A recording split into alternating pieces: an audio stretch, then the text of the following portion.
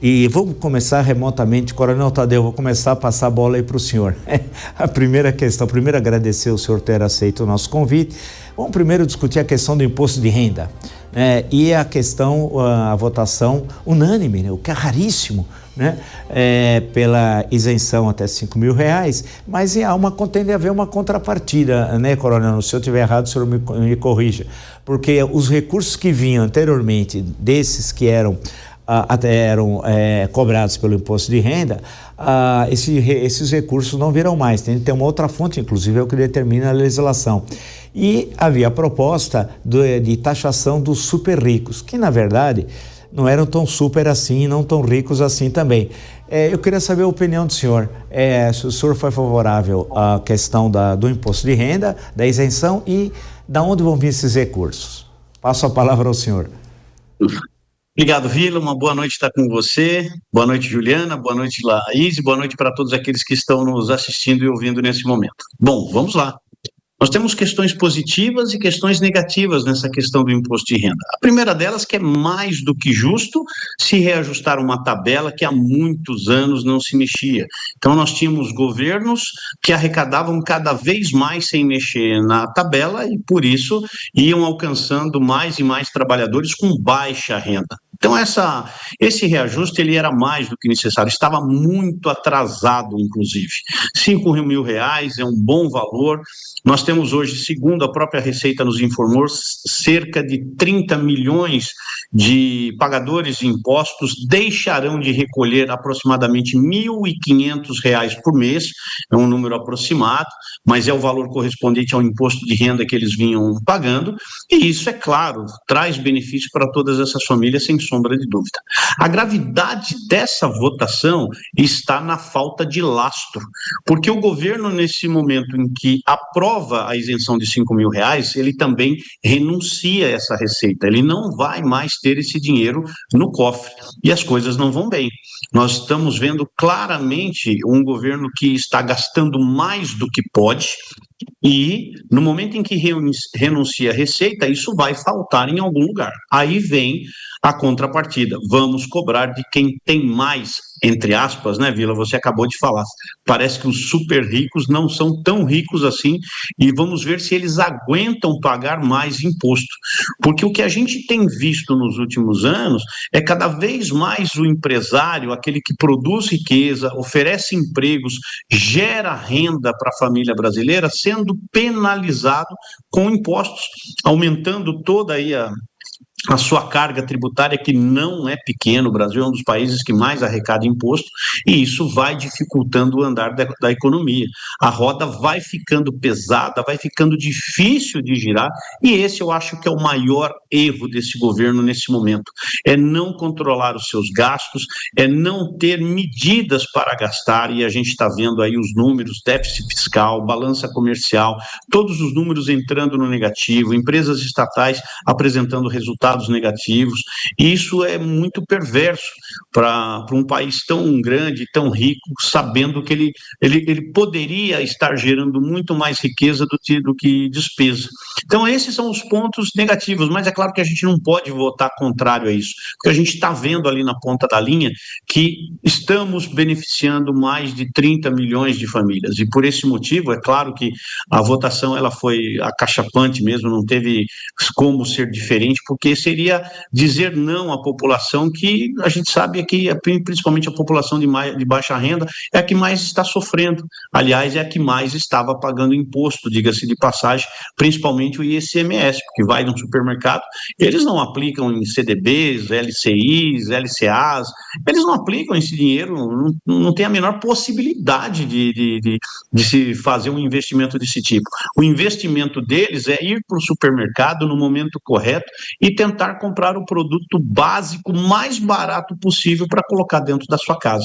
Então, Vila, não dá para ser contra uma votação dessa, mas, infelizmente, a gente tem que deixar registrado a irresponsabilidade de quem está comandando as finanças do país nesse momento, que não está fazendo a lição de casa. Laís Soares, muito obrigado a senhora ter aceito o nosso convite, e essa mesma questão em relação à votação que teve do imposto de renda, acho que foi 493-0, e a questão que envolve, afinal, isso está na legislação, e é óbvio também em termos econômicos, se você não vai receber aquele dinheiro que recebeu até então, de forma injusta, de que vários governos não atualizaram a tabela, é uma coisa louvável desse governo, tem de se registrar. Por outro lado, tem a questão do que é chamado de super ricos.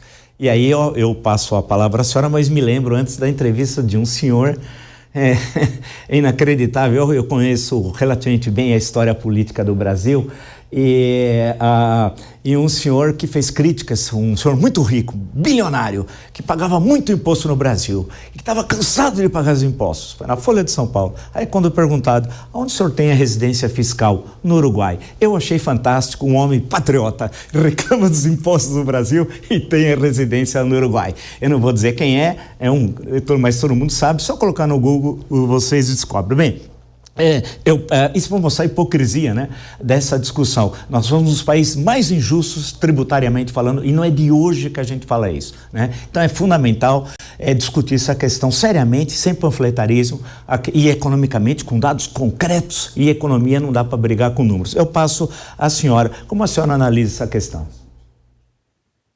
Perfeito, Vila. Eu estou muito honrada de estar aqui no seu programa, né? É uma excelente oportunidade. Muito obrigada pelo convite, né? Queria saudar a todos, a Juliana, ao deputado, né, Coronel Tadeu. É uma honra estar aqui com vocês. Eu sou uma jovem política mineira, sou do PSD, sou de um partido de centro. Então eu enxergo as coisas com muita moderação, né, com muita parcimônia. Quando o deputado fala sobre o empresário que vem sendo massacrado, né, e isso é verdade, eu concordo com ele, empreender no Brasil, ter um negócio no Brasil não é fácil, não é trivial, é muita burocracia, né, uma carga tributária enorme. Eu concordo com tudo isso. Mas essa discussão que precisa ser feita, precisa ser enfrentada, né, e o Brasil começou a enfrentar isso com a reforma tributária, ela não anula, Vila, essa outra discussão de justiça social, sabe? Não é uma coisa ou outra, né? A gente precisa facilitar a vida do empresário, sim, porque ele é importante, nós vivemos num mundo capitalista, a gente não, né, eu pelo menos não quero acabar com o capitalismo, eu só quero que ele não seja predatório e injusto, né? Eu não tenho nenhum problema em ver pessoas acumularem riqueza, serem ricas, terem mais patrimônio, né? Eu valorizo a livre iniciativa, o método, tudo isso, né? O liberalismo econômico, isso faz parte do meu background, da minha visão de mundo. Só que eu não acho razoável você viver num país onde você tem pessoas com tanto dinheiro e outras tão miseráveis, né? E isso é uma discussão, Vila, de ética, né? Isso é uma discussão muito profunda. Eu considero que essa votação ontem foi histórica para o Brasil, não só porque ela foi unânime, mas porque pela primeira vez, quer dizer, eu sou muito jovem, quer dizer, pode ser tenha tido algum outro momento, mas pela primeira vez assim, que eu acompanho política e me envolvo na política nos últimos 10, 15 anos, que eu vejo algo tão profundo, né, assim, indo na causa raiz dos problemas do Brasil, né, porque a desigualdade social brasileira, ela é um câncer, Vila, ela é um câncer profundo, e a gente tem que ter a noção de que não faz sentido você querer viver numa sociedade, não faz sentido você querer ter uma qualidade de vida, ser feliz com a sua família, numa sociedade onde você ignora quem está ao seu lado e você não quer contribuir. Né? Assim, isso não faz sentido em lugar nenhum. Os países mais desenvolvidos do mundo, eles têm cargas tributárias muito acima de 10%. Eu confesso, vou dizer uma coisa aqui polêmica, eu tenho muitos amigos no mercado financeiro que recebem dividendos, se dependesse de mim, assim, 10% é muito pouco, né? A gente tem os números aí, em muitos lugares, né, 30%, 40%, e assim, a gente tem que refletir o seguinte: o que muda na vida, Vila, e deputado, e todos que estão aqui me ouvindo, e todos que estão em casa? O que vai mudar na vida de uma pessoa que é milionária ou bilionária, se ela tiver que abrir mão ali de 1 milhão a mais, 1 milhão a menos, 500 mil a mais, 500 mil a menos? É o quê? Um carro a menos, uma bolsa a menos, uma viagem para a Europa a menos? Mas, assim, o impacto que isso tem para o país e para as pessoas que estão vivendo na mesma sociedade que ela e que não tem essa condição que ela tem por várias razões, né?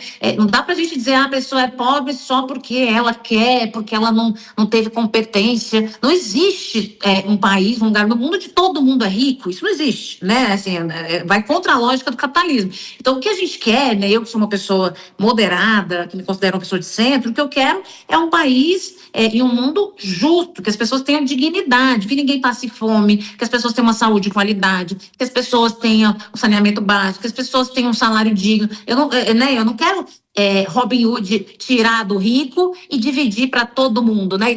E dar o que é do rico para os pobres, porque eu não acho certo ele ter. Não é isso, sabe? Eu só quero que ele ajude o país a se desenvolver e dê uma contribuição que para ele, vou ser muito sincera aqui, gente, não vai fazer falta na vida dele. Ele não vai deixar de ter um bom plano de saúde, ele não vai deixar de ter uma alimentação saudável, ele não vai deixar de estudar, ele não vai deixar de fazer nada vital na vida dele porque ele está pagando esse imposto. Agora, a pessoa que é mais pobre, que é trabalhadora, gente, R$300 num mês, na vida de uma pessoa que ganha R$5.000, é muita coisa. Eu acho que a gente que é privilegiado, às vezes a gente não tem essa noção. Eu, Vila, sou aqui de Minas, sou do interior de Minas, e eu cresci numa família classe média baixa, então eu tenho muitos amigos, familiares, pessoas muito, assim, trabalhadoras, muito simples, gente que ganha um salário mínimo, eu convivo com isso, gente que ganha Bolsa Família, então eu sei que R$300 é muito dinheiro, entendeu? Às vezes esses R$300 vai mudar a vida daquela pessoa, porque ela vai ter uma alimentação melhor, ou ela vai conseguir fazer um plano de saúde que ela sempre quis e nunca pôde, ou ela vai fazer um cursinho para vestibular, um curso de inglês. Então, assim, eu acho que as pessoas da classe AB no Brasil, a elite intelectual brasileira e a elite política brasileira, ela não tem noção, dimensão do impacto que é essa aprovação desse projeto, do impacto na vida das pessoas, do quanto esse dinheiro faz falta para essas pessoas hoje. E o quanto elas vão sentir a vida delas melhorar e mudar de forma efetiva, Vila. Por isso que quando eu, como política, né, a gente que é político, a gente tem um faro, né, a gente tem um radar, uma coisa dentro da gente assim que mostra um pouco a tendência das coisas. Quando eu vi essa notícia e eu vi essa votação acachapante, como o deputado disse, eu tive certeza dentro de mim. Eu falei assim, olha, o presidente Lula está reeleito. E eu tenho certeza disso, não é porque eu sou petista, nunca fui do PT e jamais seria, assim, não tem nada a ver comigo. Porque eu entendo de política e eu entendo de povo. Né? Eu sou filha de um homem trabalhador, analfabeto, que já foi pedreiro, que é comerciante. Então, assim, eu conheço, eu vivo no meio do povo, apesar de eu também circular nessa elite política intelectual, eu conheço bem a realidade do povo. Então, isso aí é muito transformador. Então, assim, a minha leitura política é que foi uma vitória enorme para o governo, foi uma vitória para o Brasil. Foi muito bonito de ver a oposição, né, a direita, a extrema-direita, votar junto, isso foi muito nobre. Mas, ao mesmo tempo, também a gente sabe que tem um pragmatismo político aí, que estava todo mundo muito apertado, né, em relação ao que aconteceu com a PEC da blindagem, todo mundo muito traumatizado, né. Então, assim, eles meio que não tinham outra opção também, vamos dizer assim, né, que foi todo mundo bonzinho, né. Não tinha outra para onde correr. Então, era isso ou assim, né, salve quem puder. Mas, assim, para concluir, eu estou, assim, muito encantada, muito emocionada, muito impressionada com o que aconteceu, como uma jovem política que sonha um Brasil melhor. E isso que você disse, Vila, do cara que não paga imposto no Brasil, né, e essa incoerência, essa hipocrisia, isso é muito sério, isso é muito profundo. Quando a gente... eu tive uma disciplina na faculdade que chamava Pensamento Social Brasileiro, né? Quando a gente olha para a nossa sociedade e entende que, infelizmente, Vila, a elite brasileira, ela é uma elite, em geral, tá? A gente tem exceções, mas, em geral, ela é uma elite completamente ilhada da realidade brasileira.